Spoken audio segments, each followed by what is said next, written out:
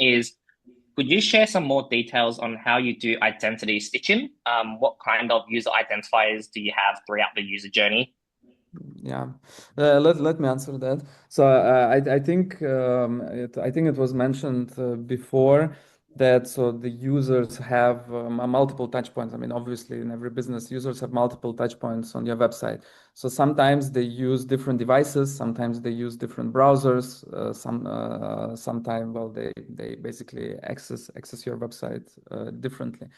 So what Snowplow does, Snowplow tracker, the basic one, it assigns domain user ID and the network user ID, as well as it provides the identifier of a session that can also be controlled in the configurations of the tracker. So basically, we have this domain user ID, network user ID, we have the session ID, right? And then user comes through different devices onto the website.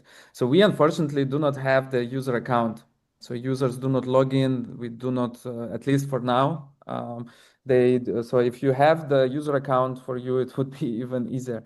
But what we are doing when we see that the user has converted, so we actually can identify this user in the system. Then we have the small attribution model where we attribute to that user all the sessions and all the domain and all the network users IDs that are known to be associated with that specific, well, in our case, email address or customer ID that you have. It doesn't matter. All the data is encrypted anyways. And then we basically infer to all the previous touch points of the user his, let's say, inferred user ID based on the conversion point. We infer this to all the events before.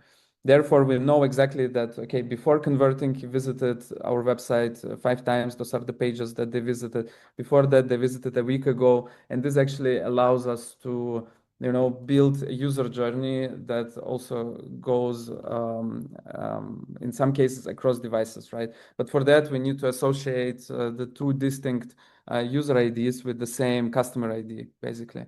So that's more or less. I hope it was not too much of a messy explanation, but No, I think that was right on point.